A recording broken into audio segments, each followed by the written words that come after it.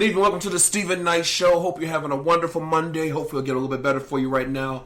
Tonight we welcome a actor who we all know from Orange is the New Black. They just wrapped up season 7, which is their final season. But he played one of the COs on the show, Branden Wellington. He has an amazing story of how he pursued his career and how he got to where he is today. Then in Hot Topics, we're talking about everything everyone's talking about. Find out what Mr. Petty 50 Cent did to Wendy Williams. It was super petty. Then we're talking about the backlash that Jay-Z is getting for his company, Roc Nation, partner with the NFL.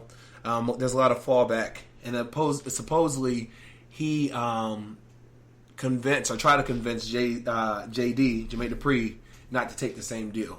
We'll talk about that all in Hot Topics. I want to remind you all over social media, Facebook, Twitter, Google+, Instagram, and of course our official website, thestephennightshow.com. You can also check us on iHeartRadio, Apple Podcasts, Spotify, YouTube. Just go to our website, thestephennightshow.com. When we come back, Hot Topics, right back after this.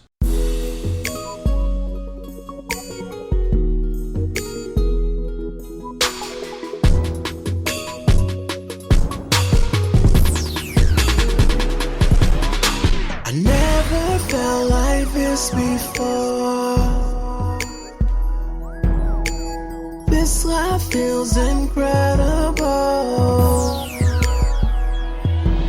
Together we can do anything. So eternal feels like infinity. Baby, I run till the end of time just to have you in my life. I'll never let go. Give me your hand, come grab a hold. Let me touch you right to your soul. Let's do it together, make it last forever. Let's let it be for all eternity. Till the ends of the earth, I will follow you, girl. Love you forever, forever, forever. Till the ends of the earth, I will follow you, girl. Many girls have come and they have gone, but no one compares to you. Yeah.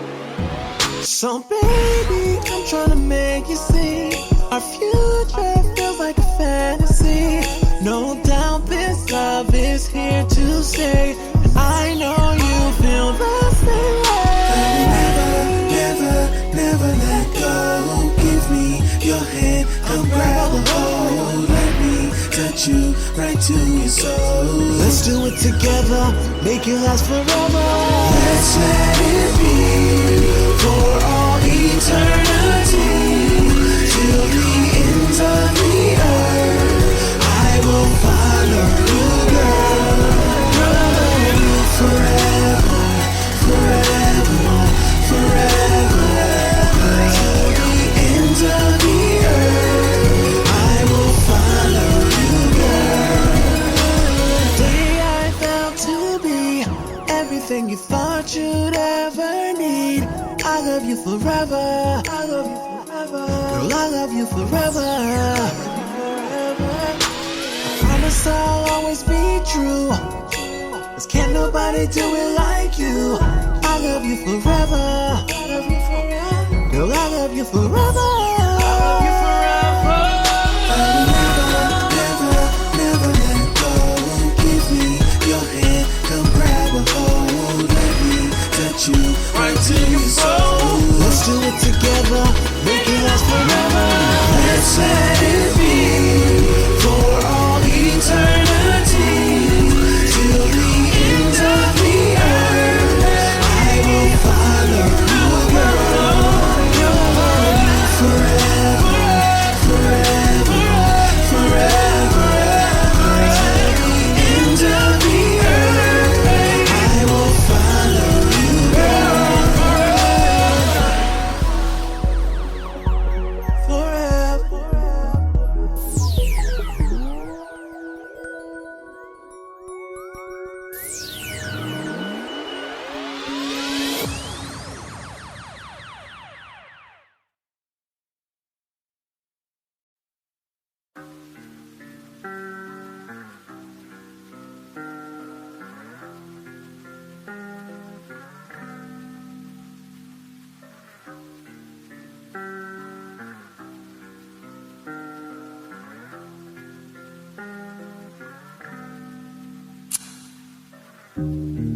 I thought I was enough for you, baby, but I guess I was wrong.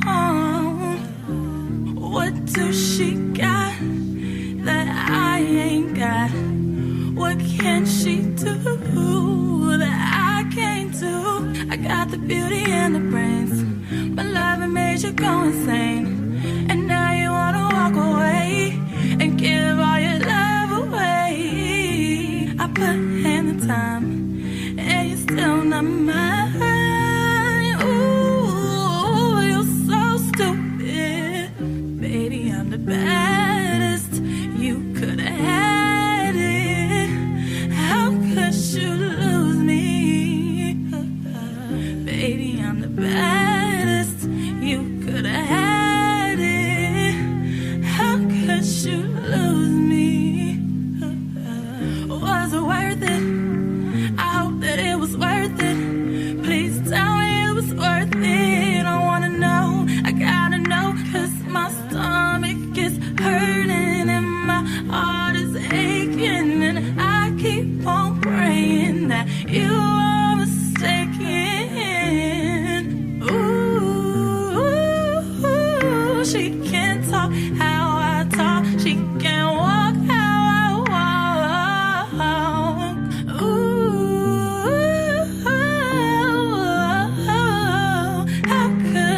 how could you lose me?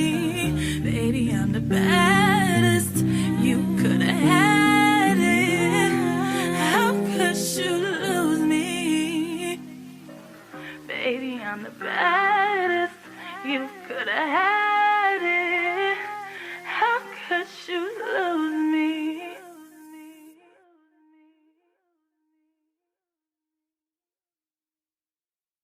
Yeah, what's up, y'all? It's your main man, Chingaling, representing. And right now I'm hanging out with my folks, and you're listening to the Steven Knight Show right here, right there, however you want to do it. Let's go. Welcome back to the Steven Knight Show. Miss Parker, how's it going? Happy Monday. Welcome back, everyone. I know we're off last week. Yeah, off last week. How was your weekend? Did you do anything exciting? It was a crazy packed weekend. I had about 3 birthday celebrations, a wedding.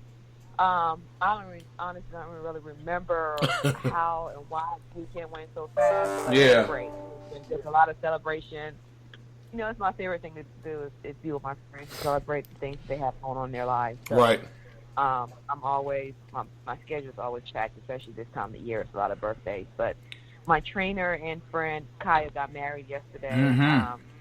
It was a beautiful wedding. Actually, the same venue that Janeri got married in. It was great. It was late yesterday evening, so when I got home, it was pretty late. But we had a great time. She looked beautiful. The wedding was beautiful. Congratulations to her and her husband, Corey. Yes. They're off to Mexico right now for their Honeymoon. Honeymoon. Yeah. That's what's up. Congratulations to both of them. I think a lot of people got married this weekend. I actually went to a wedding in Louisville, Kentucky. Wedding weekend. And I had an amazing time. Like, I'd never been to Louisville, and I didn't know what to expect. But it was actually a very beautiful city. But Chantrice, who I've known since 2nd grade, she got married to Mark, who I met Mark a couple years ago. And it was just a beautiful wedding. I sang there. I sang her down the aisle, and I sang at the reception when they were doing the cutting cake ceremony. It was just hot because it was outside on the roof, but the ceremony was inside. But it was just hot. But it was well done. The night before, they had a dinner for the bridal wedding party, and they invited me to that since I was singing, and you had it was a 3-course meal, so you had your option of 2 different salads, your option of 3 different entrees, and then 2 desserts, and then they had open bar. We went out. We say every city, I guess, has a ratchet area because we found a ratchet area. We had so much fun though. But shout out to them, the Morgans, Chantrice Morgan. Congratulations to them. The pictures all look beautiful. Yeah, she looked beautiful. It was just well done. So congratulations to them. And then yesterday I went to Chattanooga River, and you can rent the the tubes, whatever they are, and I laid out there and had some drinks. It was different, but it was fun. I had a good time doing that. So shout out. Good. That's good. Yeah. Chike, you on? Yes, I am. How was your weekend? Weekend was awesome. I chilled out for the first part of it, but then yesterday was Sunday Fun Day. DJ Active, a friend of the show, is fresh off of a residency with Janet Jackson in Las Vegas. He has an annual party called DAP Fest, which stands for Dope Ass Party. And he started the first one last year, and the second one was this year. And he did it bigger and better than last year because he had it on the New Jersey Battleship. Okay. I should say Battleship, New Jersey. And, of course, that was a hot venue. But can I tell you that everyone showed up and showed out, and the vibes were just so good, and everyone got along, and it was just a good vibe. Good music, good vibe, good food. Needless to say, I'm exhausted because my boss sent me a text in the middle of the night asking me to come in earlier than I normally come in, and I was able to make it, but I'm wore out. Nice. Well, it sounds like a good time. All for sure. a good cause. Yeah, definitely that. That's real good. Well, tonight, D-Lane, who is a friend of the show, he's joining us for Hot Topics. What's going on, D-Lane? What's up, people? Just chilling. What's going on with you? Anything we need to know? Man, I did meet some folks from Atlanta this weekend. Okay. I officiated. I officiate football. So. Oh yeah. They had a tournament called the Gridiron Classic. The sponsors were from Atlanta. Okay. Met some really nice folks. I thought I was going to meet my maker. It was really, really, really hot. Yeah. This weekend, and I think I'm in good shape, but apparently, drinking two gallons of water still didn't help hydrate me yet. Right. Yeah. So, but other than that, man. Yeah, it's a scorcher. Well, they just said that the month of July was the hottest it's ever been on Earth recorded. And then they were saying how it's going to continue this week, and the West Coast is really going to get it bad this week, like in the high 100s. So, low 100s, excuse me. So, everybody, make sure you drink water and stay safe because this heat ain't no joke. All right, well, the question of the day is, do you think your significant other should have the passwords to your social media? Ms. Parker. No, I don't even think that should even be something that is considered.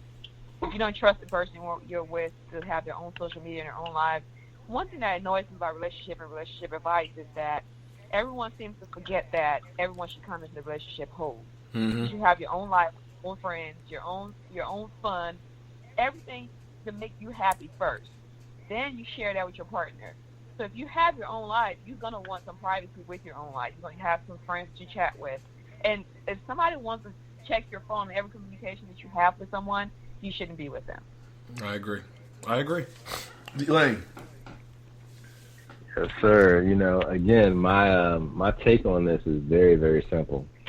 I'll ask anyone, are they willing to share their toothbrush with their partner? Mm-hmm. If they say yes, by all means. But if they say no, and that's crazy, that's ludicrous. The same goes for cell phones, social media, computer pads, whatever it may be.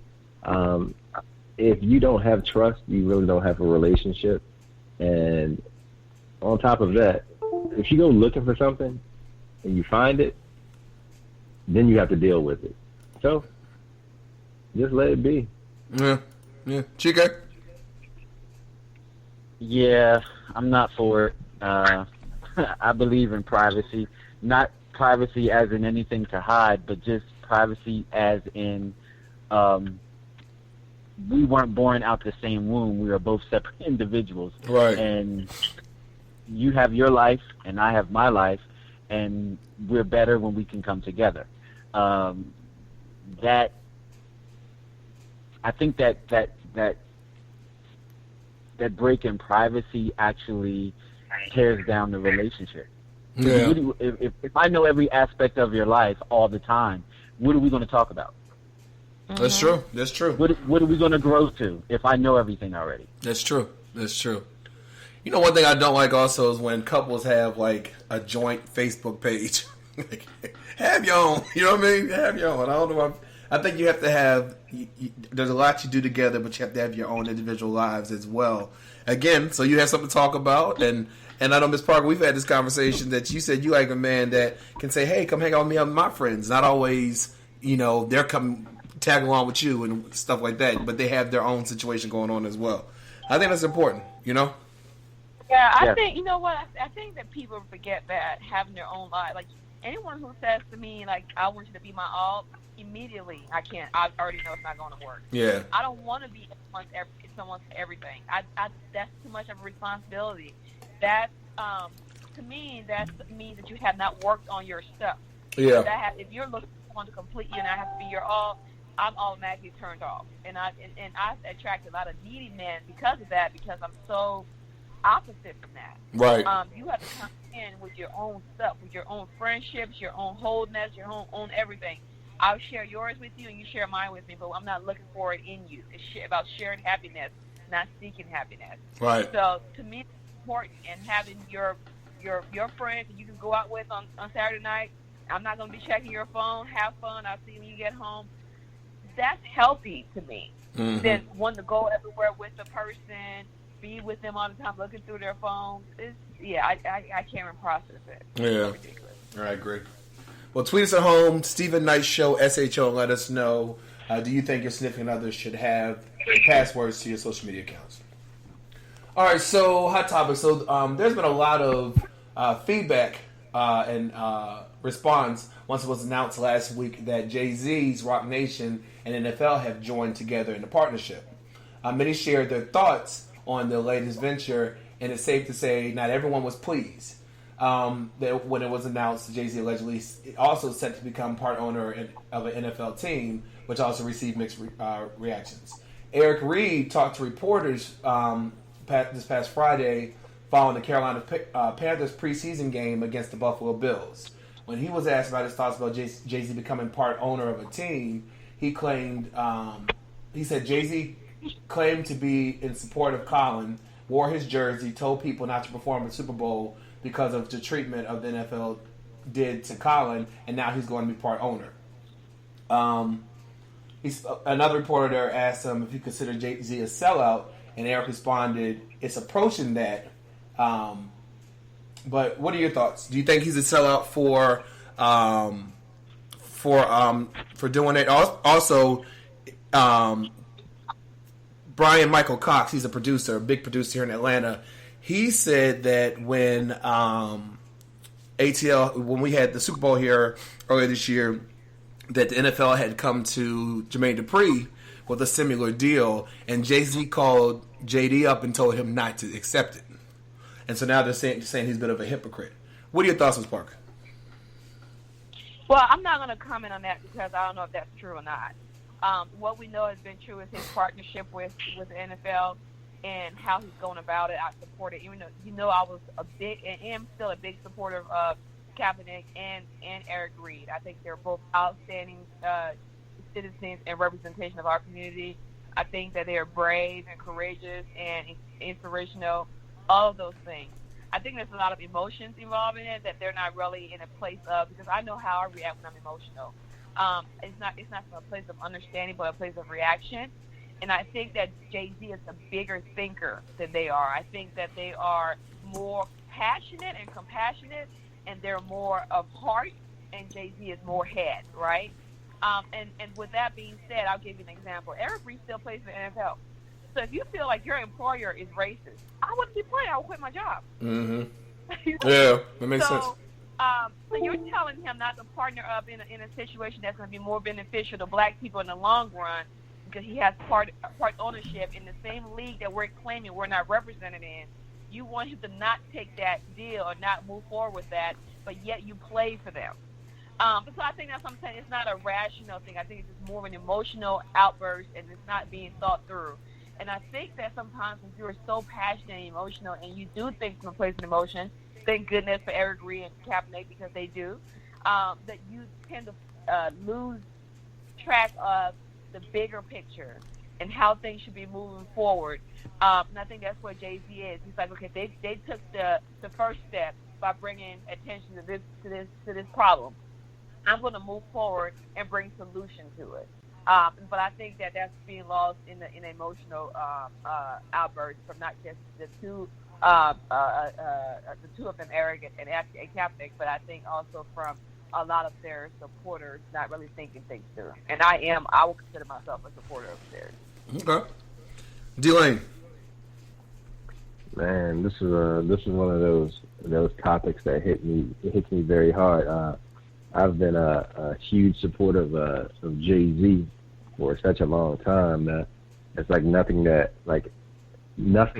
he does ever surprises me, because I call him Mr. Endgame, because he plays the game better than anybody I've ever seen. I don't have an issue with him expressing himself in the manner however he's going to do this with the NFL, because I think that he does look at the bigger picture. He does realize that, hey, if I can get a seat at the table, I can bring somebody else with me to sit next to me. And I think that people, like Michelle said, people are so quick to respond with their emotions and not think about what's actually happening. I mean, it's like his wife brought an HBCU band to Coachella. Yeah, exactly. I mean, you have to think like where he's at in his life. And I heard Pete Rock called Jay-Z a capitalist, and he's all about money. And the name of the game is to create wealth, and he creates wealth not only for himself but for his community and for other people that look like him. Yeah. So I think there's a lot of people who aren't as successful as him. Like, I'm not going to take advice from a random cat that says, man, Jay-Z's not doing the right thing. And when I see how successful this man has been and the model in which he carries himself as far as supporting black people, I mean, it's like saying, Jay-Z's a sellout, but he helped Meek Mill get out of his situation, or he bought $100,000 worth of Nipsey Hussle's mixtapes when they first came out, before anyone even knew who Nipsey Hussle was. Like, things like that, people don't even realize anything about this man. So, I hope this plays out the way I think it will play out, and I hope all these people, because the crazy thing is social media and the internet keeps everything that you say, and they can hold it, and it's just used against you. Right. And I don't want to use anything against anybody, but I just feel like, once whatever his end game is for this, I just want people to look back and realize what they said. It's probably not going to be true to what he's about. Right. Yeah. Chike. So, I guess we can pretty much say that Jay-Z and his wife are both woke. They have proven themselves to be woke over the years. Yep. And they make serious moves. They're not in it for games. They educate along the way. Right. We have to keep in mind that they have a vantage point that your average doesn't have. They happen to be people of color, but of a certain vantage point with their financial. So they're able to walk in rooms that your average person cannot walk into. And they get to sit in meetings and hear things that your average person can't. So I'm believing that Jay-Z's making moves with education, and from his track record and the things that he's done in the past, he's looking to implement some change, because everything that he has done thus far has been him inserting himself and making change. Look at the music industry. Look what he did with Tidal. The whole Meek Mill situation, and the fact that now that there's a documentary now explaining and talking about the rights of African American males that have been incarcerated and what happens to them in the whole line of being on parole and what happens to them afterwards. So you have to look at him making this move to the NFL with education, and I do believe that the formula is going to be the same. He's inserting himself to make change. That's just my belief about it. I agree too. I think you look at his track record; it speaks for itself. He does so much for our community, and again, you can't make change sometimes if you're not at the table, if you don't have a seat at the table. And by him building this partnership, now he has a seat at the table. And like D. Lane said, that he can bring others with him. You know what I mean? And if he did tell JD not to do it, he may have thought that JD wasn't equipped to do it. You know what I mean? At the time. And now, because again, of his access, and like you said, Chike, he probably could see the vision of how it's supposed to happen. You know what I mean? So, it may not even been the type of deal because Jay-Z is on a whole exactly level. Yeah. Than JD. It may not even been the same type of project. That's why people need to learn how to keep their mouth closed, right, and let JD talk about it. Yeah. He was the one who spoke. How many times? Let him come out and say. Mm-hmm. How many times have you been in a situation with a friend and you had to refer a friend to a job, or a friend wanted a particular job and you looked at that particular friend and like, yeah, I can't refer you, and you knowing within yourself that that person doesn't have the temperament or the stature to be able to hold that down, but another friend could. So you put that particular friend on hold and let the other one go through because you know the other one can sustain what's about to happen. Exactly. I believe that was that particular situation. I agree. All right, well, I just want to. Go ahead. Can I add this real quick? Yeah. So I look at the situation and I think about Colin Kaepernick, and I applaud him, but I hear a lot of people say Jay-Z's a sellout, but did Kaepernick sell out by accepting a monetary deal, or should he have taken this to the Supreme Court? Mm-hmm. Like it's a whole different dynamic, and like I said, people who don't understand this just speak out of emotion. Yeah. I agree. All right, well, the officer, Daniel Panatella, he was responsible for placing Eric Gardner in the chokehold and eventually causing his death in 2014, has officially been fired from the New York Police Department. According to CBS News, the administrative judge recommended that Panatella be terminated for the 2014 confrontation that led to Gardner's passing. Now, as many people know, he was being arrested. Eric Gardner was being arrested for selling loose cigarettes, which is against the law. But again, it didn't mean he should die. He's placed in a chokehold and repeated 11 times, "I cannot breathe." Now, this spawned the Black Lives Movement matter and movement and a lot of things against police brutality. Now, his mother, Eric Gardner's mother, was interviewed, and she said that she does not feel justice because he can go and get another job, but her son, he's dead. He's not coming back. Do you think this is too late? Do you think more needs to happen? Also, he's also suing the city for to have his decision overturned. Ms. Parker, what are your thoughts on this? So my friend Chris Stewart was the family's attorney when the case, when everything first happened, and he's been their attorney since. I think the family is they're in a lot of pain, a lot of grieving still. I think that Eric Garner was a man that was, deeply loved, had about 5 or 6 children, and really was the center of his family and his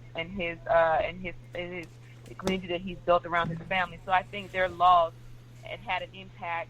Not to say that all loss doesn't have an impact, but I think when you lose someone who holds your family down in that capacity, it stings a little harder and longer. And nothing that is ever done will bring him back or make that mother feel that justice is served, because her son was taken away from her in the most inhumane way, and it was injustice. So with that being said, I think that, anytime justice is delayed, it doesn't have the same impact. So if it would have happened that same week, I think it would have allowed healing to happen sooner. And so when healing lingers, the pain lingers.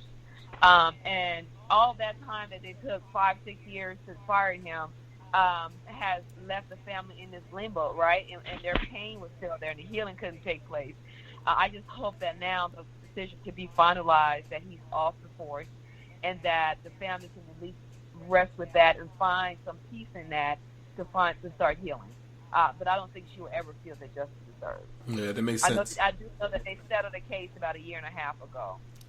they sued the family did with the department. Mm-hmm. Yeah. D-Lane. And I have to just piggyback off of what Michelle said. All these cases, I just feel like firing an officer is just not enough. I feel like he took a life, and unjustly he took a life, and I feel like if I took a life unjustly, I would be serving time in the federal penitentiary right now. Right, that's true. And I think that protection by that shield that's what we need to focus on. I forgot the law that upholds like a police officer actually killing someone. I read it like a couple weeks ago, and it's been there for years, like 50 or 60 years, like basically saying, a police officer has the option to like basically say, he's using his best judgment by force, whatever it may be. So if you're walking and he feels like you're threatening him, like you could be walking right towards him, and he's like, "Oh man, this dude's kind of big. I'm gonna shoot him," and he's protected no matter what. So that's the law that we like. We have to focus on that, and I think that there's enough evidence that shows that this is wrong. But what do we do? How do we grab the necks of our lawmakers to get them to actually change that portion of this so that these things won't happen as frequently, or if they do, officers are punished correctly. Yeah.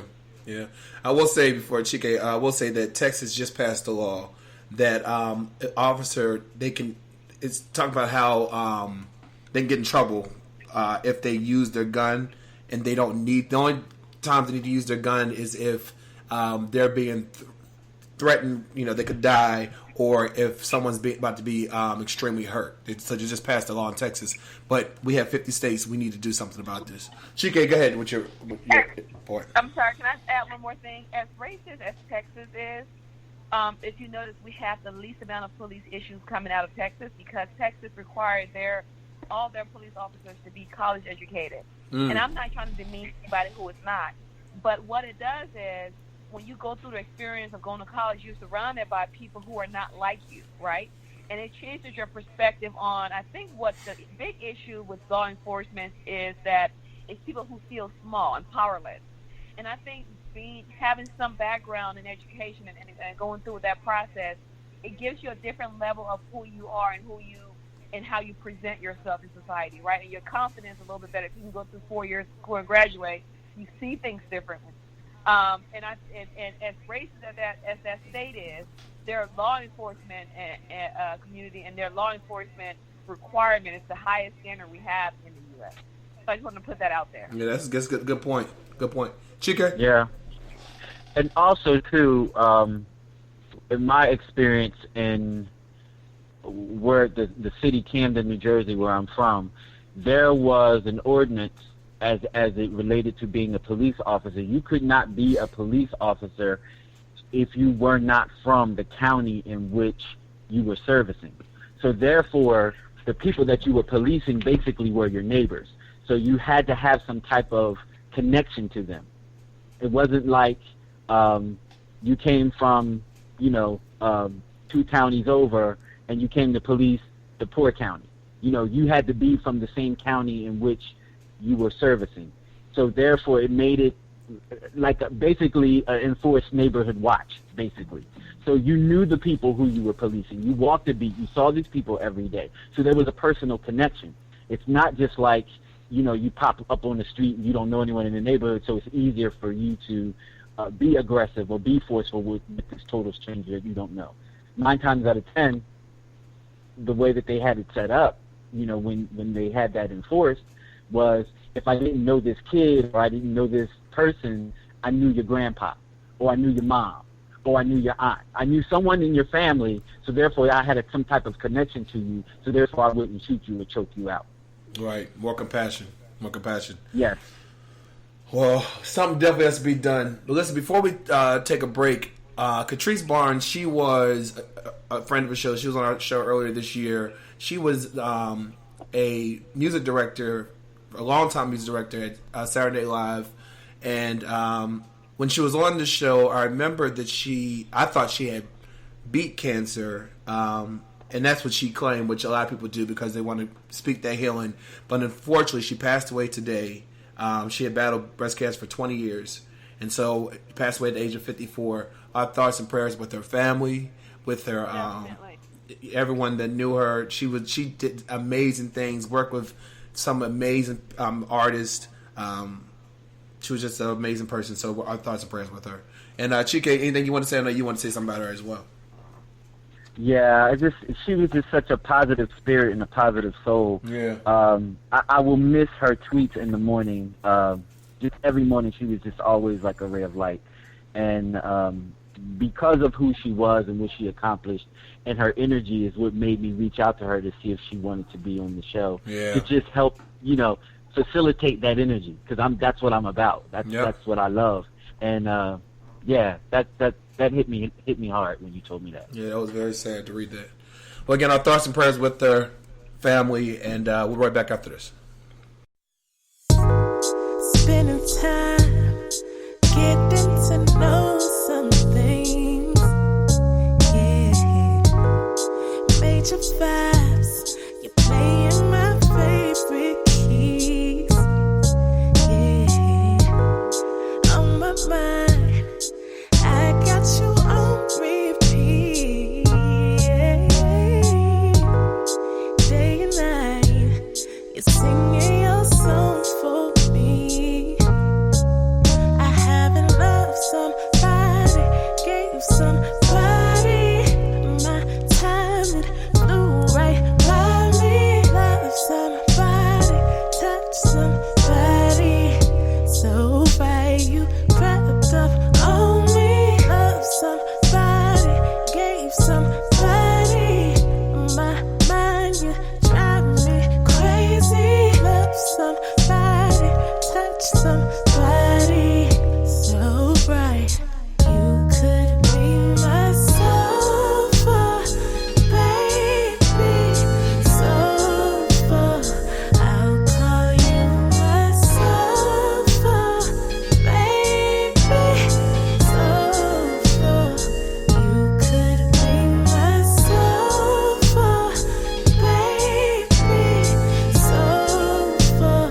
I'll call you my sofa, baby, sofa. You could be. Take your time. There's no need to rush this thing. Yeah. Keep it light while I slowly plug your strings. Yeah. You could write the sweetest melody. Yeah. Your bass line resonates in my bones down deep. I haven't loved somebody, gave somebody my time, it flew right by me. Love somebody, touch somebody, so right you crept up on me. Love somebody, gave somebody my mind, you drive me crazy. Love somebody, touch somebody, so right. You could be my sofa, baby, sofa. I'll call you my sofa, baby, sofa. You could be my sofa, baby, sofa. I'll call you my sofa, baby, sofa. You could be. Tell me how you like it, baby. Tell me how you want it, baby. Tell Tell me how you like it, baby. Tell me how you want it, baby. Tell me how you like it, baby. Tell me how you want it, baby. Tell me what you like to say. Scream it till the levee breaks.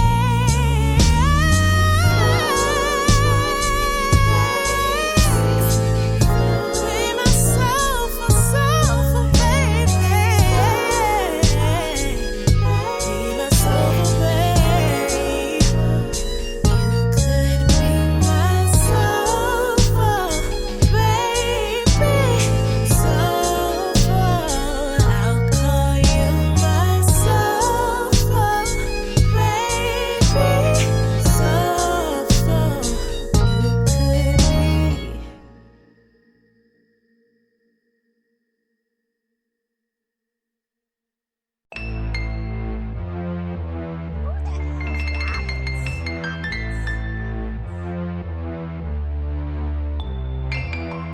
Why you keep loving me wrong? I'm tired, and I'm moving on. You feel me? No, I'm like a bum. Stop loving me wrong. Why you keep loving me wrong? I'm tired, and I'm moving on. You feel me? No, I'm like a bum. Stop loving me. I was with you, but living a lie. I was giving you life. You were loving me wrong for a while. You were cheating but standing in denial. You're loving me wrong, you're loving me fake. Stop filling my head and filling my tank. Ain't I was so dumb to stay in the veins, cause I was so lost and stuck in your maze. Stuck in the sex, was stuck in the love. I let you dishonor my name and my love. I let you dishonor my pride like a fool, denying myself just so I could choose you. I was with you but living a lie. I was giving you life. You were loving me wrong for a while. You were cheating but standing in denial. Why you keep loving me? You're loving me wrong. You're leading me on. You gotta stop loving me. Stop loving me wrong. You're loving me wrong. You're leading me on. You gotta stop loving me. Stop loving me you wrong. You fake and foul and wasted out. I can, I will, I won't allow you to change my soul or change my sound. So carry the bed that you slept around. You crept around when there's no doubt. STDs distributed out. You sold me a novel, then wrote me out. I cannot, I will not, I won't allow. Why you keep loving me wrong? I'm tired, so I'm moving on. You feel me? No, I'm like a bomb. Stop loving me wrong. Why you keep loving me fake? I've been wrote you off, you're fucking replaced. And this is the end of the song for the fake. Stop loving the ones who will love you. I was with you but living a lie. I was giving you life. Yeah. You were loving me wrong for a while. You were cheating but staying in denial. You gotta stop loving me. This is Branden Wellington from Orange is the New Black, and you're listening to The Stephen Knight Show. Welcome back to the Stephen Knight Show. I want to remind you, we're all over social media, Facebook, Twitter, Google+, Instagram, and of course, our official website, thestephennightshow.com. Check us out on iHeartRadio, Apple Podcasts, Spotify, YouTube, everything. Just go to thestephennightshow.com. All right, so check this story out. Earlier this month, 4 black teens were traveling door to door, raising money for their school football team in Arkansas. However, when they arrived at the home of Jerry Kelly, they found themselves being held on the ground at gunpoint. According to CBS News, Jerry, who is married to the county jail administrator, was later arrested and charged with 4 counts of aggravated assault, false imprisonment, and endangering the welfare of a minor. Authorities arrived at her home on August 7th, around 10 a.m., and they responded to a report that suspicious persons. When they arrived, they found her standing over 4 young men with her gun pointed at them. However, other members of the community reported they did not witness any suspicious activity that morning. Once they were off the ground, the boys explained that they were selling discount cards to raise money for their school's athletic program. According to the police report, 2 of the young men were wearing their football jerseys. Also, one of the responding officers recognized the boys just from being in the community. What's going on, people? What's wrong with them, Miss Parker? That this woman would hold a gun over 4 people and hold them hostage for selling, raising money for school. Well, unfortunately, this is Trump's country, and their true colors are showing. This is who they've always been. They just didn't feel safe enough to be who they were in the open. If anything good came out of Trump being elected, is that we know that we live in a country where a majority of the white people are still racist and still hold some kind of prejudice against people of color. That is the plain fact. I think that we have been walking around with window dressing and masking the situation because we thought we had moved forward because President Obama was elected twice, and that's not true. Yeah. The truth is that we live in a country where people have a heart issue. So this is not a society issue as far as a grouping. I think what has to happen is that individuals have to fix their heart. As a group, they can't come together and see things from a place of compassion, empathy, love, until we individually work on our hearts. And I just think that's just the bottom line, because I'm overwhelmed with the level of negative news regarding racism that I see on a daily basis. I'm just so drained. It's that story today, and then it's another story tomorrow. Is a police officer pulling a guy over, and some lady called the cops on him saying that she was being looked at suspiciously by a black man, and the cops actually said that. It's troubling. It's overwhelming. It's sad. And I just don't know how we move forward if people individually don't take the responsibility for healing their hearts and working on their hearts. Years ago, when I was working with a life coach, and this question came up, and he said, every now and then you have to do a heart check. And I remember being so impacted by that. And he said, every now and then you have to do a life check. You have to check on your heart. You have to ask yourself, how is my heart? And whatever answer, and write down your answer. It may be hurting, it may be broken, it may be feeling the anger, whatever it may be, write it down. Because what happens is you can't heal what you don't acknowledge. And so if your heart is in a space of evilness, you have to acknowledge that and work on fixing it individually. And I think that's where we are. And I think that's part of this learning situation we have from Trump. Yeah, very true. Very true. D-Lane? Man, Michelle said a mouthful for me. Yeah. I still live in Virginia, so I am so used to, and I'm from DC, so when I moved down here, I wasn't used to all the Confederate flags. Right. Yeah. But when as I've lived here over the last 20 years, I've come accustomed to seeing all of these Confederate flags, but now there's no Confederate flags, hardly, in Virginia. They're more American flags, and I think the reason is it's because exactly what Michelle said. Right.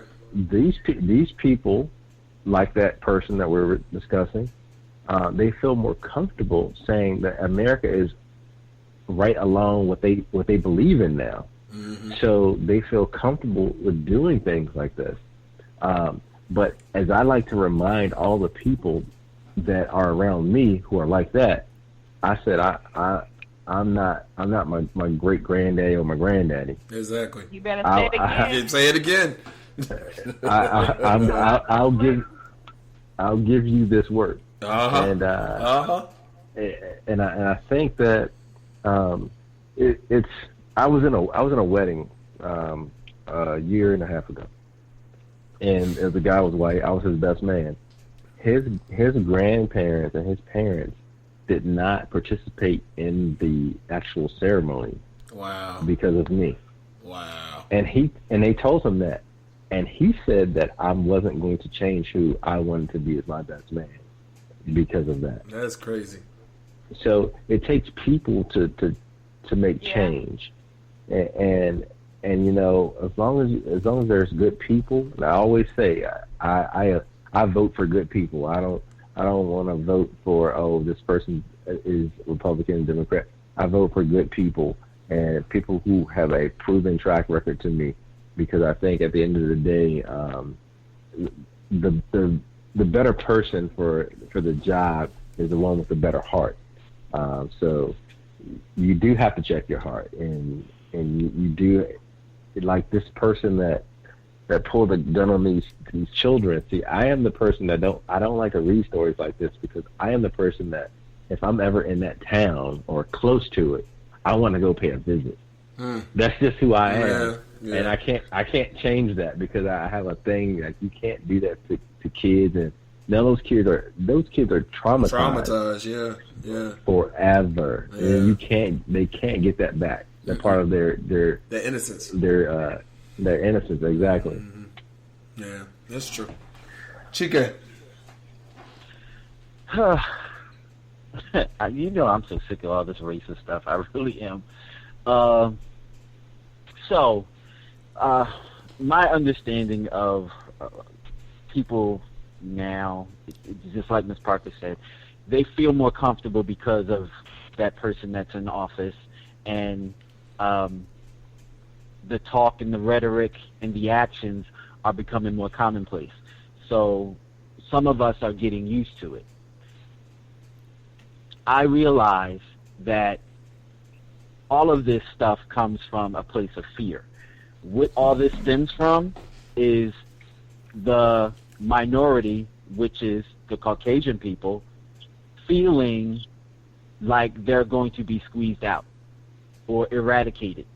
And they're doing whatever they can in their power that they have now to try to keep themselves sustained. Because the United States of America is slowly but surely turning brown. If you take a gander, it's slowly but surely turning brown. This is why they're trying to put the borders up. Yeah. People infiltrate the country, they will be voting a different way. The wake-up call was when Barack Obama made it to the White House. That was never supposed to happen. Right. Then it happened. Yeah, and that's how we got a 45. A Trump. Exactly. Mm-hmm. They are scared out of their mind. Yeah. All I can do. The situation is horrible, but people have to start having the conversations again that we used to have in the 40s, the 50s, and the 60s with their children. Raise them up right. Let them know what the real agenda is. Don't sugarcoat stuff. Don't raise them in an environment so that they're thinking that everyone is equal, because they're not. Tell them the truth.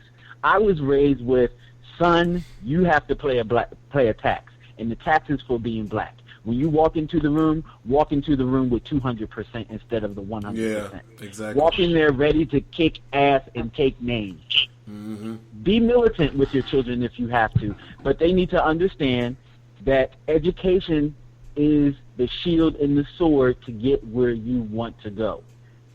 We need to kick indoors. We need to start claiming power, and we need to give them a reason to be scared. You're going to be scared. You're not going to bully me into digressing, because I'm not going anywhere. I'm going to be here. Right. That's true. That's true. And now that we know that this is a war, yes, I'm taking your job. Yes, I'm coming for your throat. Yes, I want that seat at the panel. Yes, I want your office. Mm-hmm. Yes, let's do it. Yep, I agree. All right, I just want to tell this story real quick because I thought it was such a great story, but we have two more hot topics after this. But this is the story I want to tell. So there's this guy Jose Bello. He did a poem that went viral. He is California farm worker and immigrant activist. He read a poem that he wrote criticizing Trump's administration treatment of immigrants and ICE at the Kern County Board of Supervisors meeting back in May. Now, 2 days later, he was arrested on an outstanding DUI charge and sent to ICE detention center, where he remained for 3 months because he couldn't afford the $50,000 bail, according to U.S. Today. Activists criticized Bello's arrest as an attempt to silence him. Now, earlier this week, Washington Redskins cornerback Josh Norman and New Orleans Saints linebacker Demario Davis helped and paid the bail for the man, so he was able to get out of jail. I thought that was just so great that people are trying to step in and and help. They see what's going on in this world, and people are doing what they can to step in. But I just want to tell that story. So his bill was $50,000 for a DUI. Yeah, they put his bail at $50,000. That's what I'm saying. But what was it for? What was he? He was there for a DUI, right? Yeah, outstanding DUI charge. Yeah. And his bill was $50,000. Yep. Okay. Crazy. Yeah. Well, that's a problem right there. Exactly. Yep. Well, okay. Let's switch gears. This story. We all know how petty 50 Cent is. 50 Cent is a petty man.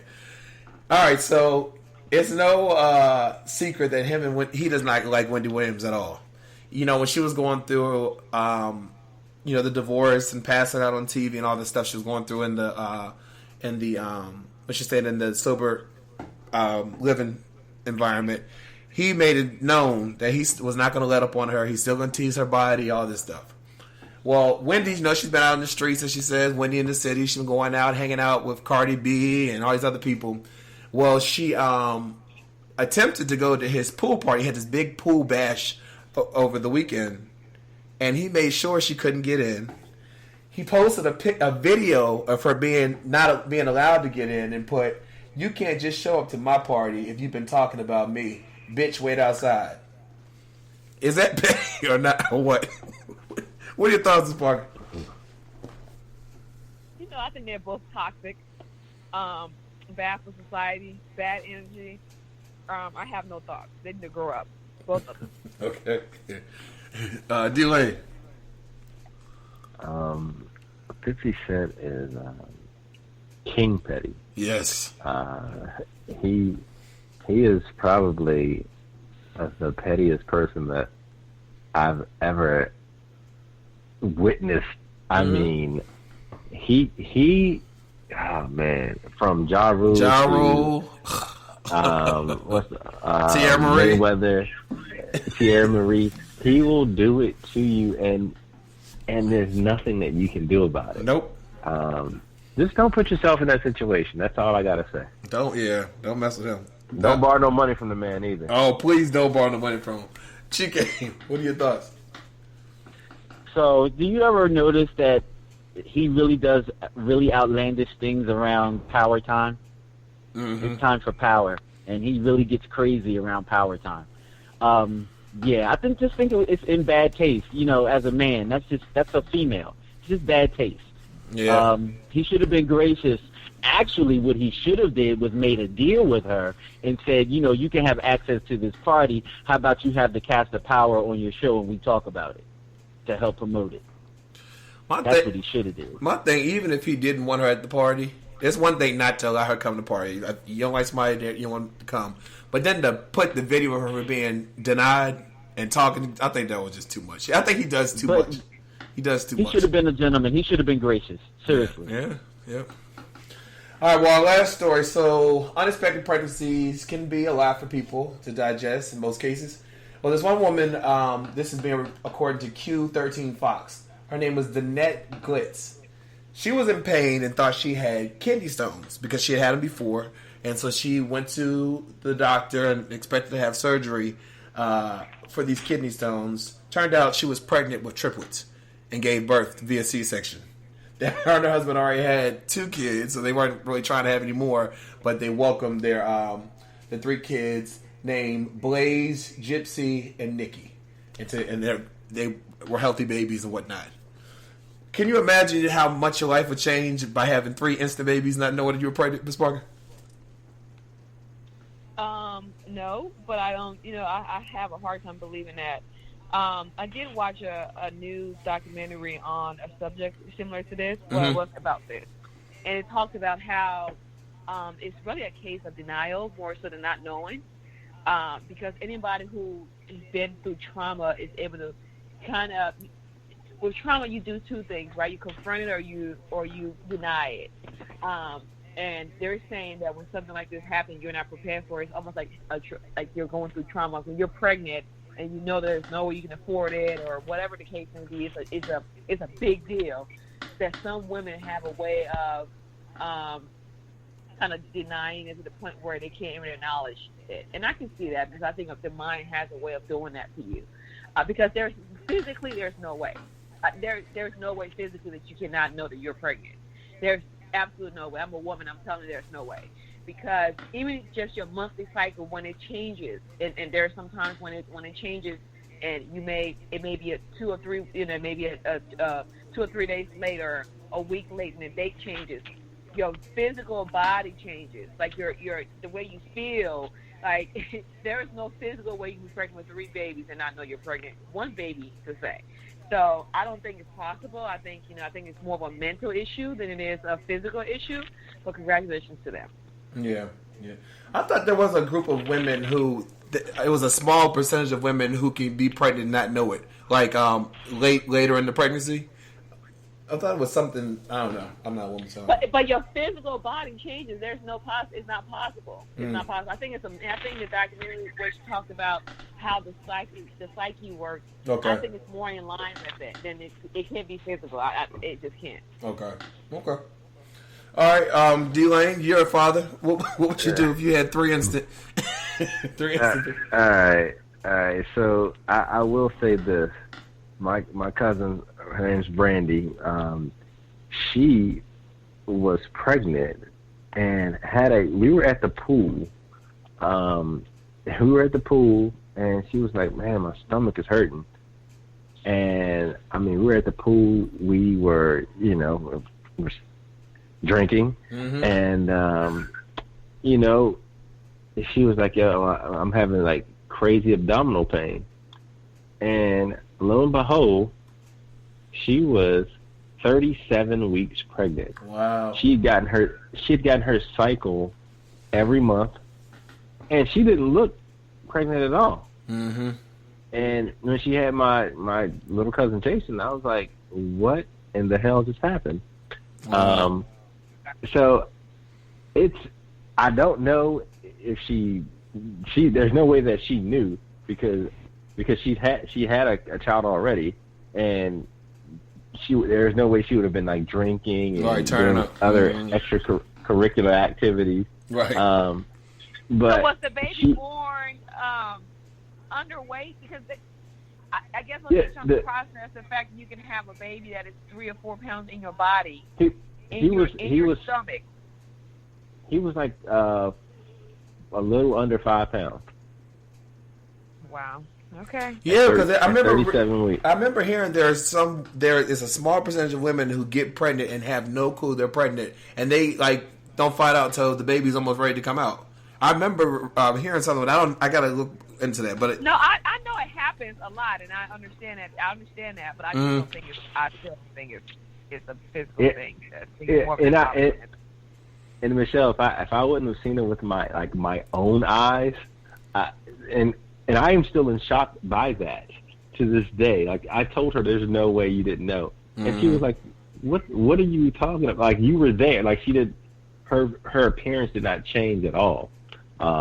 She had a bathing suit on, like a 2-piece, which was crazy. Wow, that is crazy. But if that happened to me, what size shoe do you wear, Steven? I have a 13. I wear 13 as well. You can come get all my shoes and all my clothes because I'm gonna be dead because I'm gonna drop dead out of pure shock. Yeah, that's a lot. Well, GK, what's your thoughts on it? I really don't have anything to offer. I just I don't. What? Yeah. The good thing is that the family of now 5 is doing well, and congratulations to all of them. But D-Lane, thank you for joining us today for Hot Topics. Ms. Parker, as always, thank you for your input. And everybody have a great week, okay? Check out your movie reviews. Same to you. Great week, everyone. All right, right back after this. Yeah.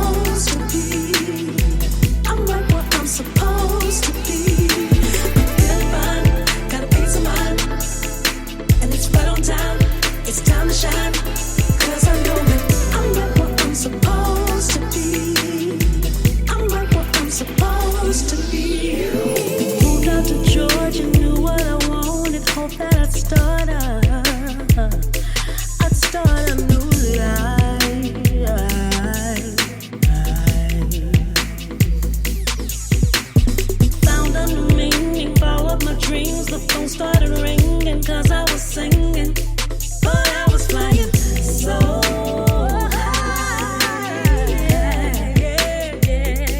Then I battled convictions, faced some evictions. Oh, did I mention had good intentions? Oh, what a price to pay. So I made the connection, sought less perfection. Just keep accepting life can be so sweet when you let it go. You gotta let it go. Feeling fine, got a peace of mind, and it's right on time.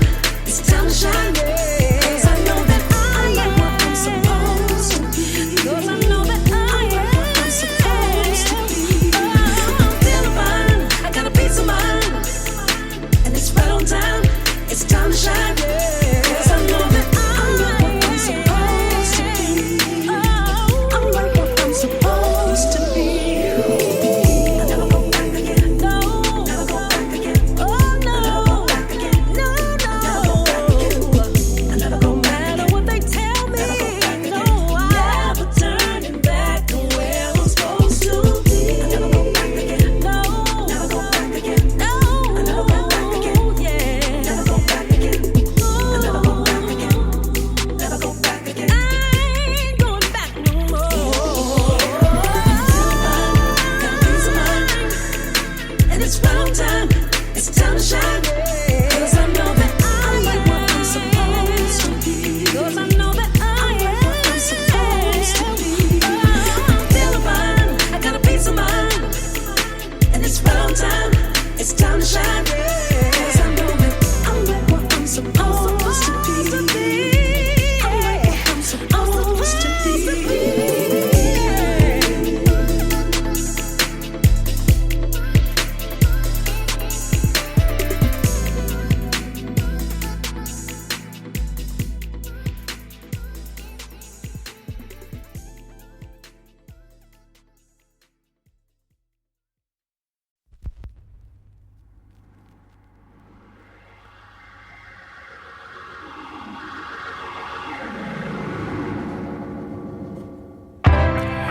You know, when you love somebody, you gotta treat them kind. Yeah. And if you out there and you got that good one, never let her go. Let me tell you why. I took her love for granted, and she stole my heart, left me stranded. What I do to get it all back, my love, my love.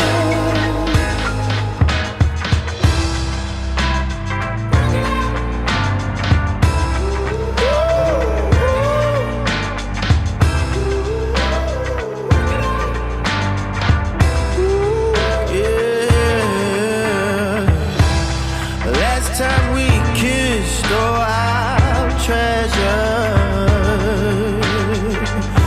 'Cause missing those lips are now forever gone too soon. Oh, hey.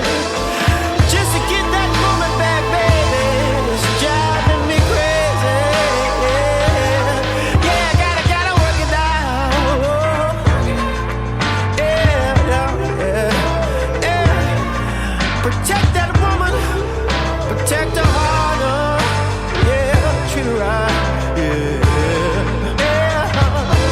You never miss a good thing till she's gone, yeah. Then you find yourself all alone. If you hear what I'm saying, yeah, gotta work it out,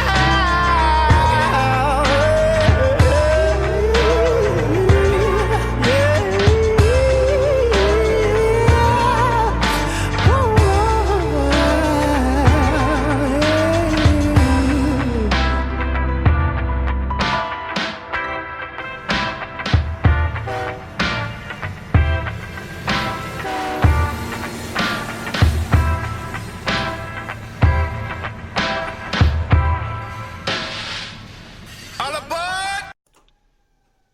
This is Chike Evans, and you're listening to The Stephen Knight Show. Welcome back to The Stephen Knight Show. Our guest tonight is best known for his role on Netflix mega hit Orange is the New Black, but he's also an Emmy Award winning spoken word artist. Please help me welcome the very talented Branden Wellington. Welcome to the show. Hey, such an honor to be here. How you doing, man? Thank you for having me. Doing good. I definitely appreciate you taking time out your schedule. A lot to talk about, but first, tell us about your upbringing, kind of how you got started in the industry. Wow, how I got started in the let me say this, man. It's such a journey. Before I cut you off, but I said that you're an actor and a spoken word artist, but you are a host. You've modeled. A sportscast. You've done it all. But I'll let you take it away. Take it away. So many paths diverged. Yes. And yet I find myself on this trail. Yeah. Well, for me, I started out with the gift of poetry. Okay. I decided I wanted to go to acting school back when I was in high school, and the way I got there was through a poetry competition called Poetry Out Loud, and I ended up placing second in the country out of a pool of like 100,000 kids. Wow, that's crazy. At a poetry recitation contest. Got a scholarship, used that scholarship to go to acting school in New York, and I went to the New York Conservatory for Dramatic Arts. I studied 2 years of film and television acting there, and then once I graduated, it was time to hit the ground running.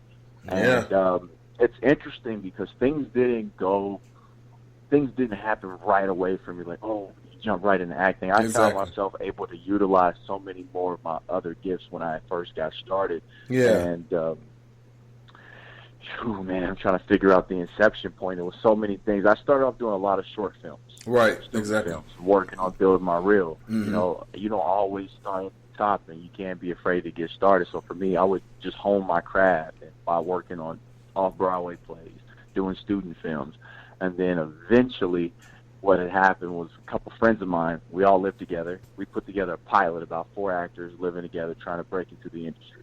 Okay. And from there, the pilot had got seen by a couple executives over at Travel Channel, and they liked my personality. And so they called me in for another meeting, and then another meeting, and before you knew it, I became a host on Travel Channel. And that was how it all started. Wow. So from there, I ended up being a reporter on this paranormal entertainment news show back in like 2012. And at the time, I wanted to show the world that I had other things to offer beyond hosting, so I put a poem out on YouTube called America in 4 Minutes. Okay, yeah. Yeah, this piece was one of my babies. I wrote it a long time ago, and I wanted to share it with the world because I would use it with so many different poetry shops I go to, open mic nights, and I said, I want to turn this into a video and show the world my poetry. From there, it kind of took on a life of its own. I didn't have any YouTube subscribers or anything like that, and this poem ended up doing over like 700,000 views with no type of promotion, type of following whatsoever. Yeah. And the NBA had found it, and they brought me on board to write a campaign for them called Greatness at Fox Sports. And that was my first time ever being contracted to write poetry for a corporation. Wow. And so from there, it's so interesting. The show that I was working on, it didn't come back for a second season. And the New York Mets at the time was looking to implement a new position at their baseball stadium, and they were looking for someone who had hosting experience and sports experience. Yeah. So Travel Channel meets basketball meets Branden Wellington. Wow. And then before you know it, I started working in baseball for the last 5 years. And then I found a manager, and then I think the acting thing started to pick up the way that I had dreamed it would when I got into school. So from there, I was able to book my first couple of speaking parts on some primetime shows. I did Blue Bloods, Gotham, Younger, and then ultimately Orange is the New Black. So I mean, wow. First of all, I got so much to ask you. So moving to New York, I'm sure that exposed you to a lot, like you said, you did the off-Broadway shows and everything. What was that living in New York? How did that feed into the passion that you were pursuing? Well, New York is such a melting pot where you find yourself, you rub elbows with people who are doing what you dream of doing Exactly. and more. Mm-hmm. And so you come in contact with people at such a high frequency that you almost find yourself. I was telling someone this story, and I think this is amazing. Grace the guy. It was 2012. I think the show I was working on, it wasn't coming back for a second season. Okay. And I was catering. I was catering at the time, and I ended up at the Lincoln Center to cater this event for USA Network up front. Okay. And I just remember at the time I was an eager kid wanting to act. And I bumped into Michael Ealy at this event because he had a TV show on USA Network. Uh-huh. And I grew up watching him in, like, The Barbershop and a couple other movies. Yeah.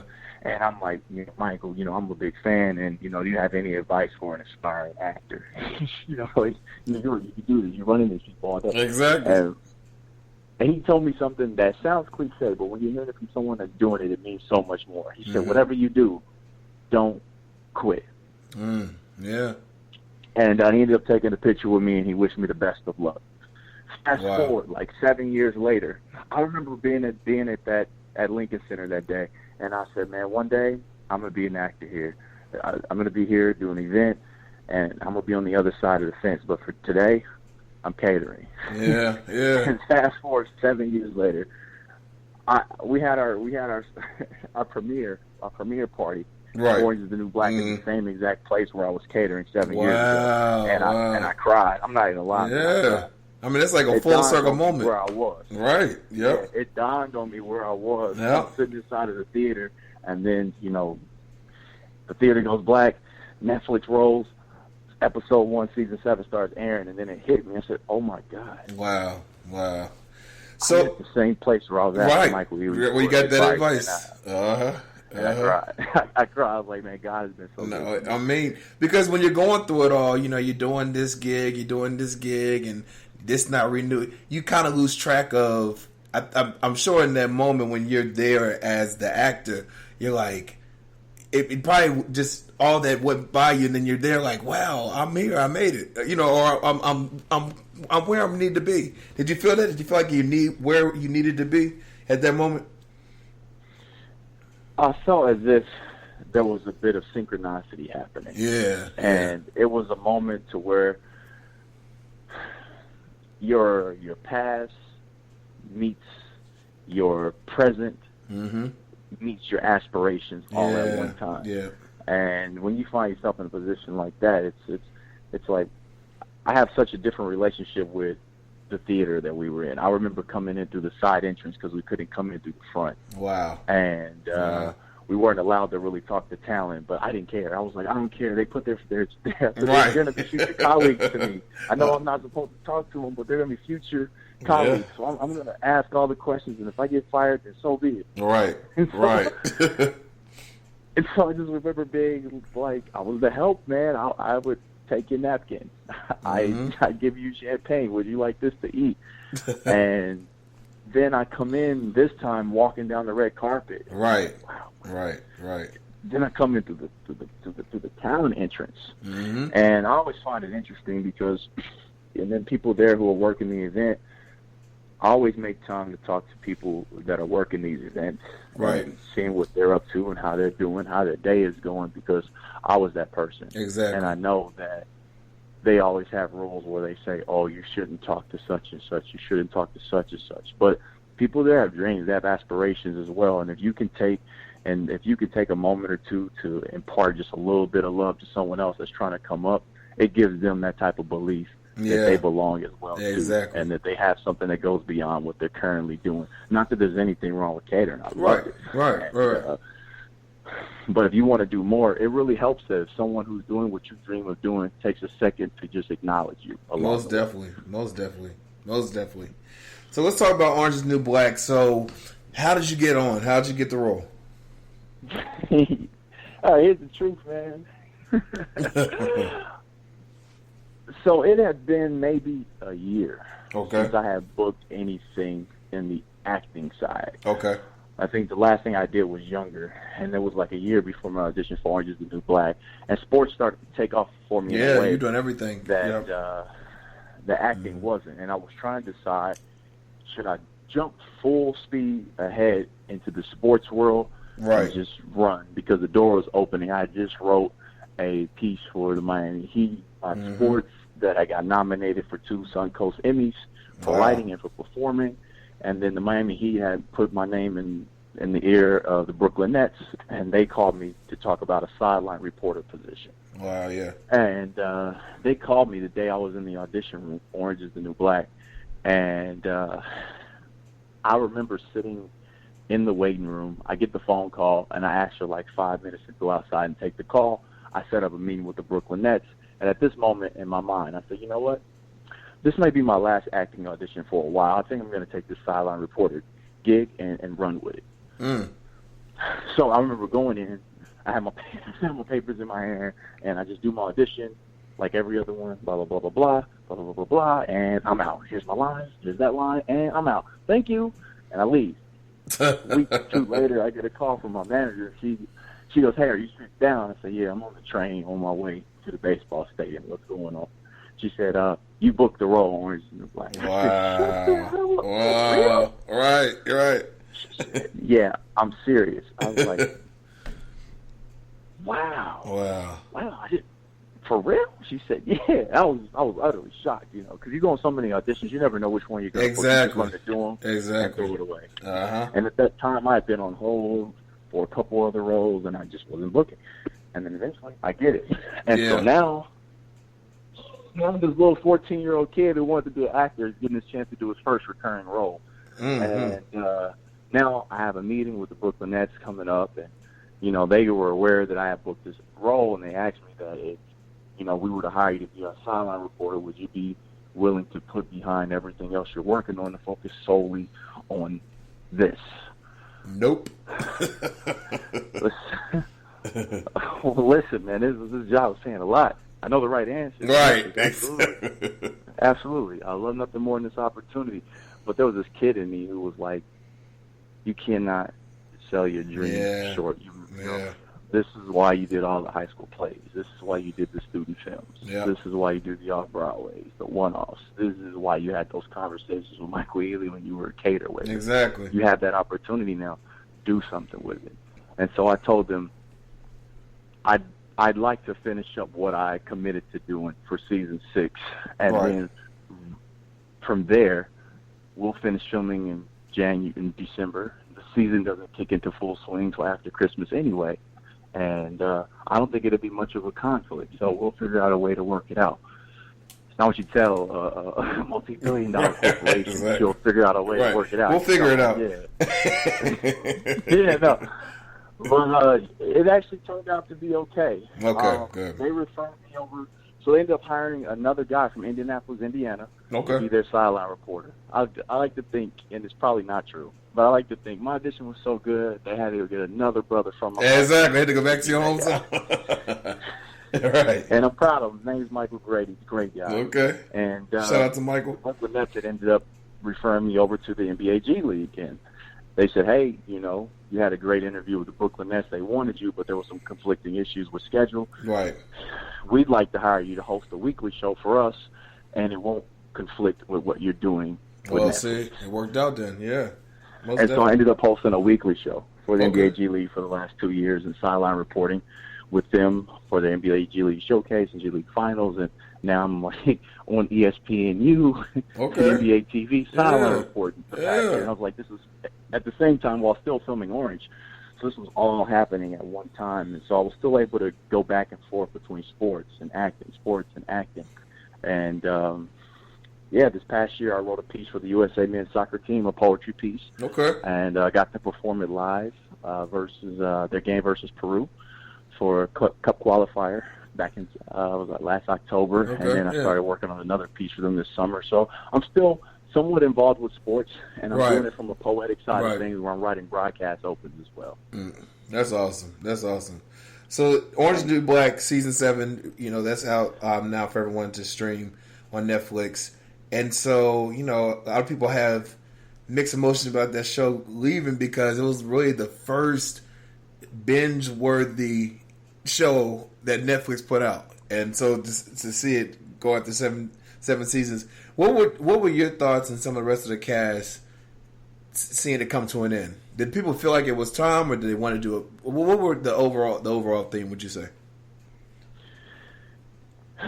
You know, it's the saying you can never have too much of a good thing. Yeah. I feel is true here. Yeah. You know, I had been a part of this family for a long time. It was a 2 years I've been a part of this family. Mm-hmm. But in that time frame, they made me feel as if I had been there all 7 seasons. Yeah. And, you know, as you watch this season, so many characters from seasons past make an appearance. And as we had our final day on set and we took the cast photo for season 7, you got to see so many people come in from various seasons. And it was so much love all around. And that's dope. You know, Danielle Brooks, I wrote a song that she sung for all of us at the last day of filming, and you know, it was a lot of tears, a lot of emotions, a lot of smiles, laughter taking place. And so everyone was a part of this family. They didn't want it to end, and I think that's why the saying moving forward for season 7 was Orange Forever. And you're right. I feel as if these characters, the stories that they embody, the way it changed the streaming world, will live on forever. Most definitely. In some way, shape, or form. We also have the Pusey Washington Foundation that will live on as well. They do their work with helping inmates as well. It's something you can check out, PuseyWashingtonFoundation.org. I believe you can check that out. Okay. And so that's another way it lives on. When you think about what they changed in the streaming world, that's another way it lives definitely. on. And as all these characters and everyone goes forth towards their next roles, you know, I feel as if Orange is such a big show that you will always remember them for the work that they've done there. So there's a point in time where it will be Orange forever. You live forever. You'll never forget. It's true. It's true. So I heard you recently relocated to LA from New York. How's that adjustment? Well, I spent the first 2 months like living out of boxes. Right. And that's only. But I had a place to stay right away. My best friend, he's an actor as well too. Okay. Sedarius Blaine. And, okay. You may know him from Jumanji. He's the one who turns into Kevin Hart. He's started Charmed and a couple other. Okay. He's my best friend. Okay. And a brother to me. So he and we split a place for the first couple of months. Okay. And then I ultimately ended up moving into my own spot when I got back from doing the Orange premiere. So around like August 1st. Nice. So now I'm still settling in. Yeah. But today I'm still unpacking boxes, hanging up clothes, and just trying to get my bearings here. And found more representation to add to my team as well. Yeah. And then going out to meet some casting directors, and then just trying to make a staple in this city. And I feel the difference between me starting in New York versus starting in LA is that I do come here with a resume and experience under my belt. Exactly. Whereas in New York, I was 18 years old. I didn't know anybody. Right. Yeah. It was just like, we'll figure it out, Ma. Right. We'll figure it out, Ma. That's the best way to say it. So what do your family, I was on your Instagram earlier, and I was seeing someone said it's great to see someone you went to school with doing great things. What do your people that grew up with you, your friends, family, what do they say to you when they look back at everything that you've accomplished at this point in your life? I think there's a sense of pride where I didn't grow up in the best of neighborhoods back where I'm from. Okay. And what we lacked in resources, we made up for with like love, support, and a big community. Yes. Like I have a big family. There was a point in time where I lived with my mom, who lived with her mom at the same time, and we had aunts and uncles and my own sisters and stuff who all lived in the same house. And my grandfather, we lived in this neighborhood in Indianapolis, and I don't like this. I hate to preface it like this, but the neighborhood we lived in, it wasn't the best. Back in 1998, my uncle had got killed the night before Christmas in our neighborhood. Man. Oh my gosh, man! My next door neighbor, who I grew up with and went to school with, he's gone now. Died before he was even 25 years old. Man. And because of my grandfather's work in Vietnam, when they started giving out VA loans, we were able to relocate and get a house in a better neighborhood through his VA loan. And from there, it changed the schooling that we were able to go to and the education that we had access to. And so when people from my hometown see me make it out of Indianapolis, knowing the neighborhood in which we've come from, right, and the upbringing that we had. It's like, you know, you did pretty good for a guy from Kenwood. Yeah. And there's a couple other bright stars that are still shining from the time in which I grew up as well too. And so I try to pay homage and show love. And so when I talk to anyone from back home, they ask for advice, I try to be there for. When I'm back in the city, I'll jump on a podcast or two, or take interviews and things like that as well, so that I can share that story to other people that are coming out of Indianapolis, to know that you can do whatever it is you put your mind to, and what you put your grind to.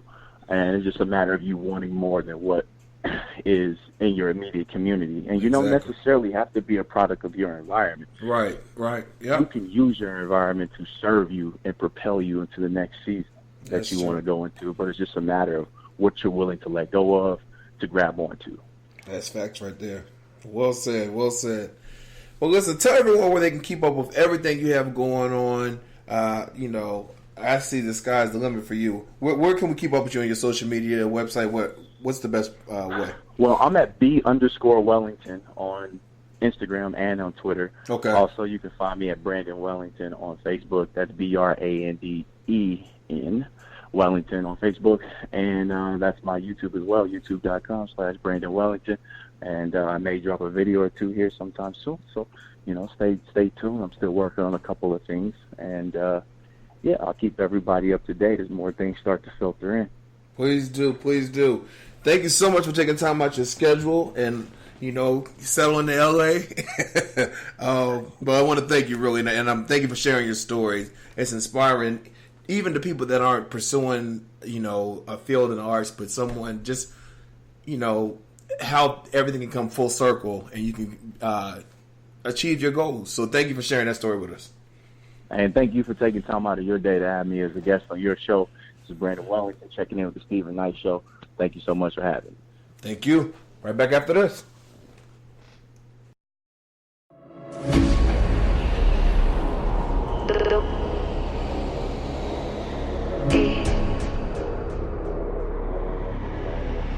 Doctor E.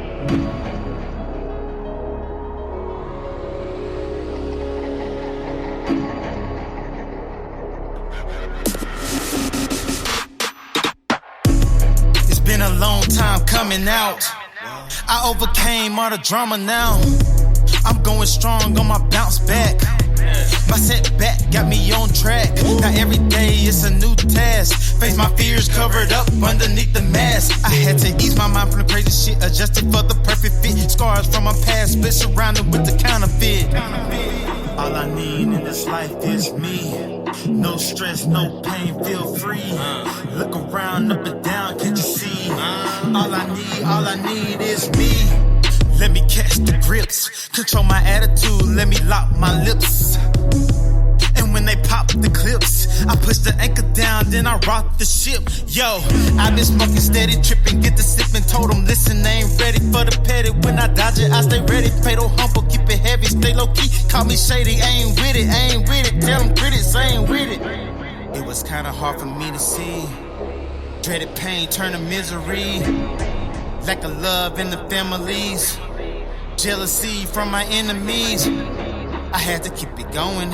Shoulder weight maxed out, keep it flowing. Then I rise above it. Bragging rights, longer nights, I put nothing for it. Chuck. All I need in this life is me. No stress, no pain, feel free. Look around, up and down, can't you see? All I need is me. All I need in this life is me. No stress, no pain, feel free. Look around, up and down, can't you see? All I need is me. Yeah. All I need is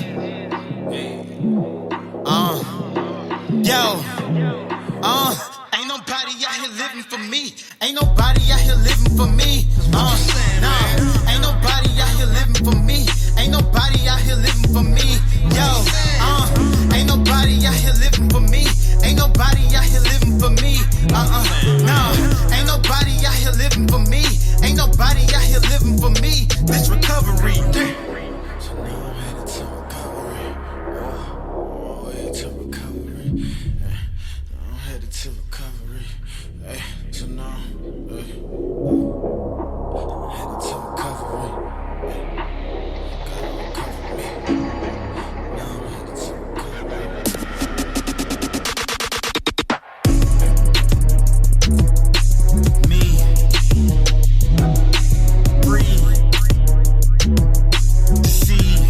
All I need is me.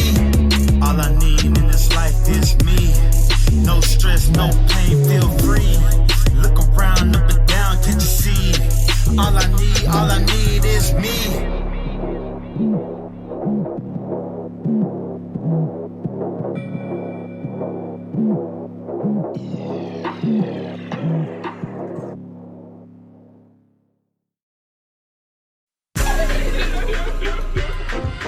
John Dummy make the beat and I'm gon' keep it. Yeah. I wrote this song for you, girl.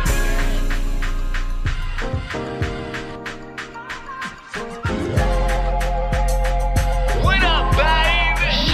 Look, she got good, no feelings. Good, with no feelings. Good, with no feelings. Good, with no feelings. I be thinking about the when I'm dealing. Got me all in my feelings. Good, with no feelings. Let's shoot it, put your hands to the ceiling. Good, she don't blow the phone up. She from the hood, but handle shit just like a grown up. She even chill, yeah, the can get her own bucks. She got a car, got a crib, got her own stuff. So good, she got me own stuff. Her attitude make a nigga want her. My niggas always asking where her homegirls. Got a nigga send a text like when you gon' cut. She gon' treat a nigga like a option. She don't give a about me poppin'. I'ma be the that we boxing. She don't sell no like a auction. But she gon' still like shit with a cash at. Her Instagram bio is a cash at. I think I really like her cause I fat. Got a like where you wearing? She got good, no feelings. Good, with no feelings. Good, with no feelings. Good, with no feelings. I be thinking about the when I'm dealing. Got me all in my feelings. Good, with no feelings. Let's shoot it, put your hands to the ceiling. She done got her heart broke for the last time. She done get her broken her last time. Now she drink, now she smoke just to pass time. She looking for no nigga, it's a bad time. FaceTime a nigga when it's bad time. She got the iPhone and she got the trap line. She tellin' no when I exit the cat mine. But I still kid her till it's flat line. Shorty fine as a but she heartless. She gon' talk to them niggas with the harshness. Back it up like a truck, baby, park it. If the ain't good, then she garbage. She don't need a nigga for a damn thing. Pull a nigga quick like a hamstring. So good it make a man sing. Got me writing song, that's a damn shame. She got good, no feelings. Good, with no feelings. Good, with no feelings. Good, with no feelings. I be thinking about the when I'm dealing. Got me all in my feelings. Good, with no feelings. That shoot it, put your hands to the ceiling. This song goes out to every girl in the world that got good with no feelings. Got me thinking about the what I'm dealing. Yeah. Somebody at the City Girls tell him I need them on a remix. Yeah.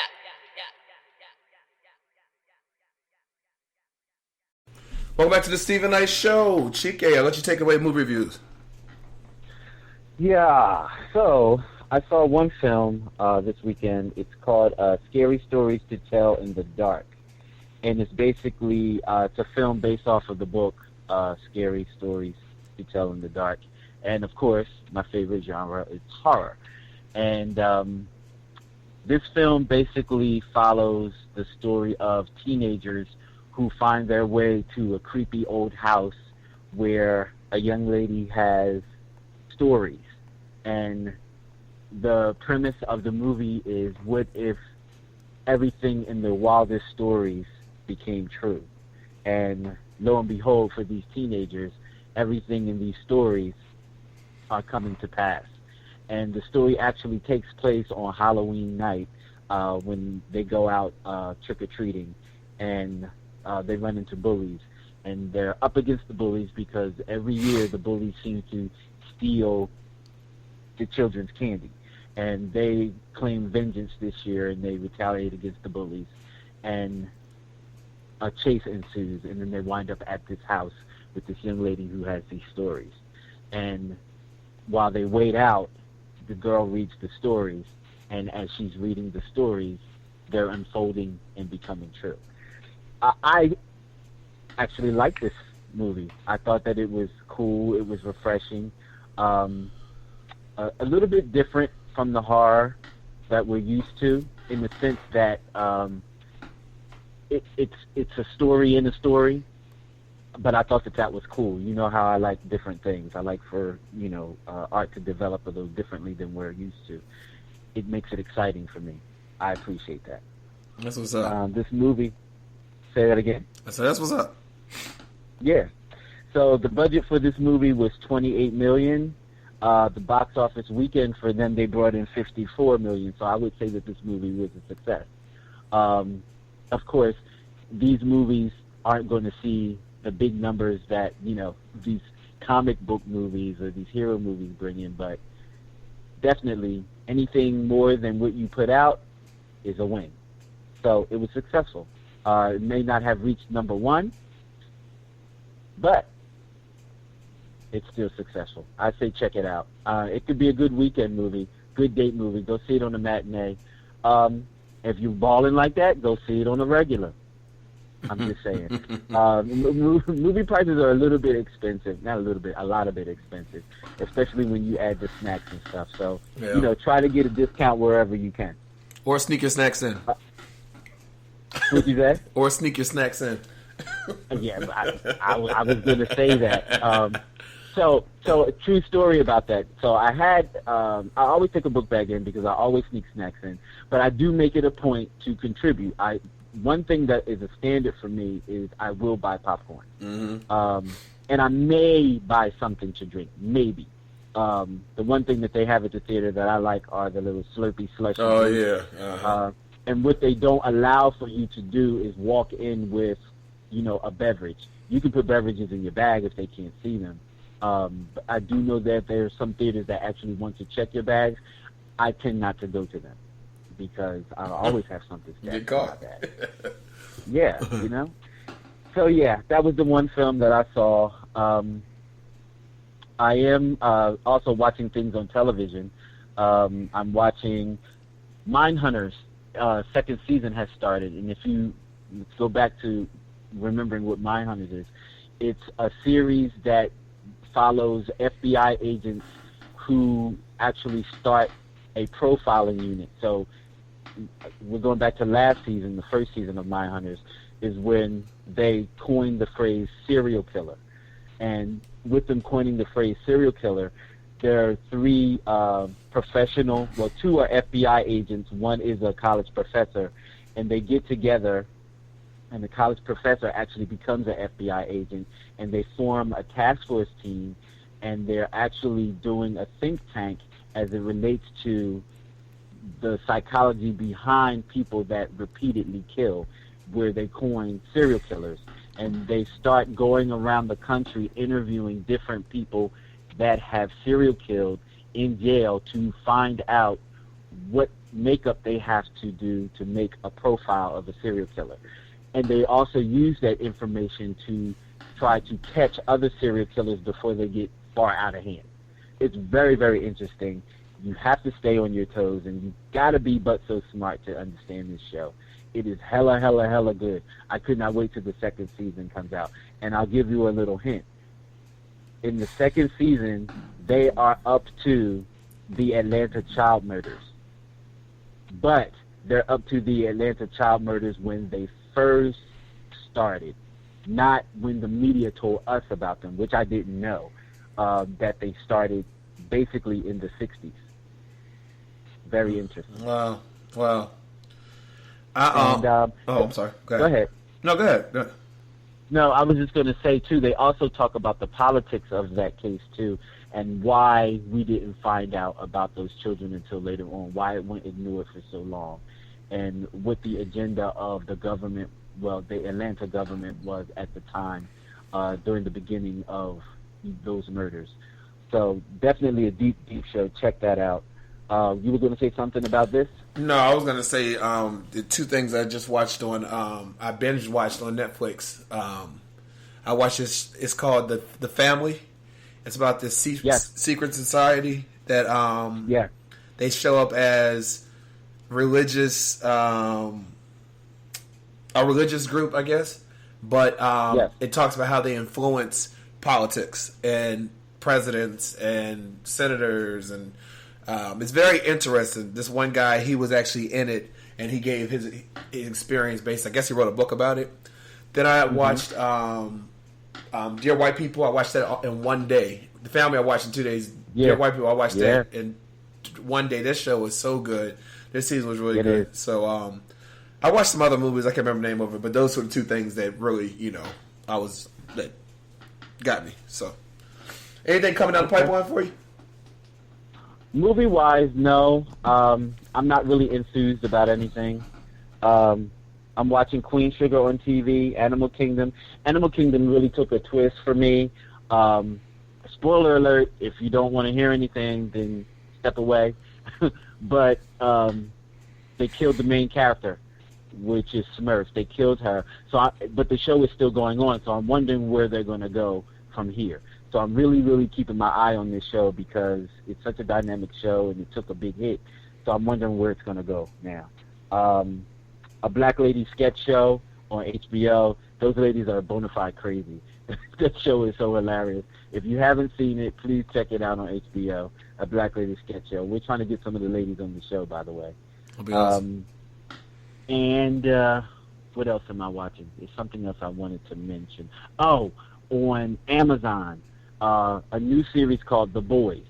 So if you like all these comic book movies, check out The Boys. This is a dark show as it relates to superheroes and villains, and it shows the superheroes in a more human light, in the sense of, yes, I'm a superhero and I may be a pedophile, or I'm a superhero and I have a drug issue, or I'm a superhero but I'm very sadistic.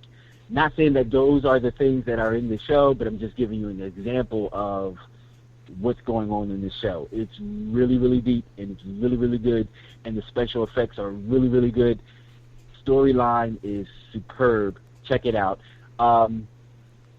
Spoiler alert. Well, not so much spoiler alert.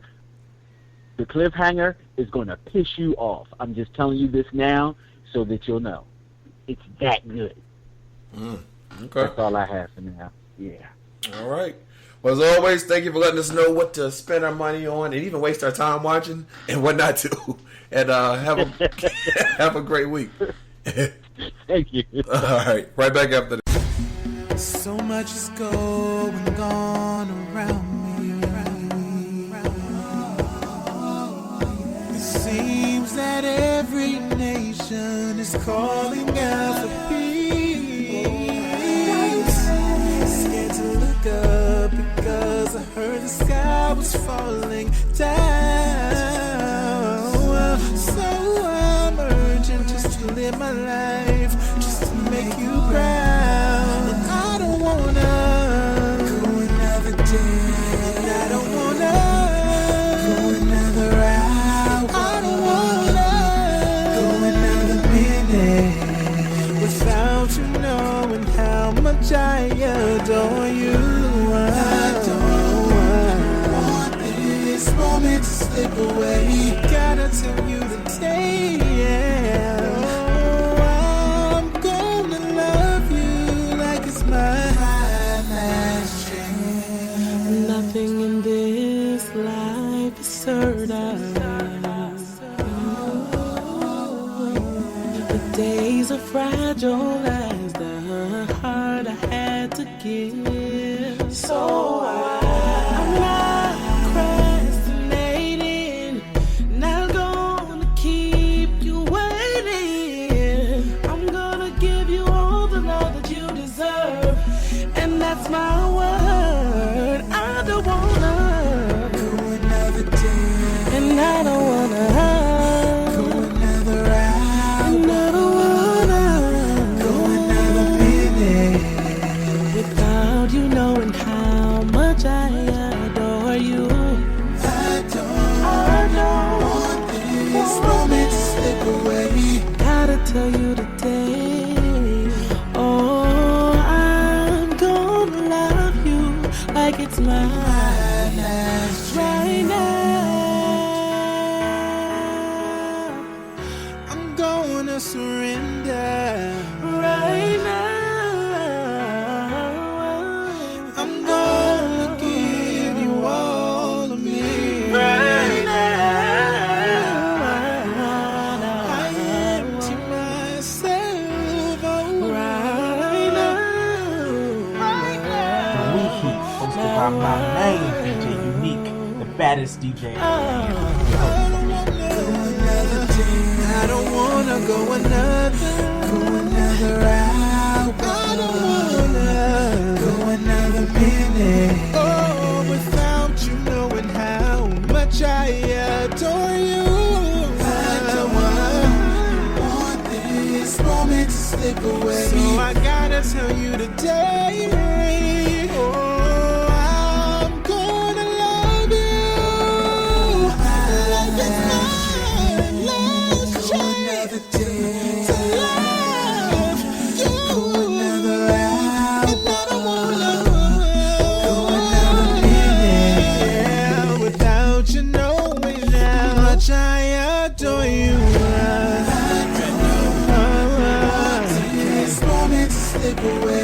Hey, this is Darlene McCoy, and you're listening to Terrell King and Capo DeCino present the Reheat Mixtape. This is Robin Dixon from The Real Housewives of Potomac, and you're listening to The Stephen Knight Show. This is Miss Parker, and you're listening to The Stephen Knight Show. Well, that's our show. Shout out to Branden Wellington for joining us tonight. Wish him continued success. I want to thank you all for listening at home. Have a great week, and we'll talk again next Monday. Peace and good night. Tonight is all eyes on me. Everything's gonna be alright. And when we get there, I'ma see a pretty young thing. I'ma ask her to take my hand. Head to the floor, we gon' dance. And when we get there, best believe we're gonna do a two-step. Ain't no drama in here, so don't stress. Step to the right, then side to the left.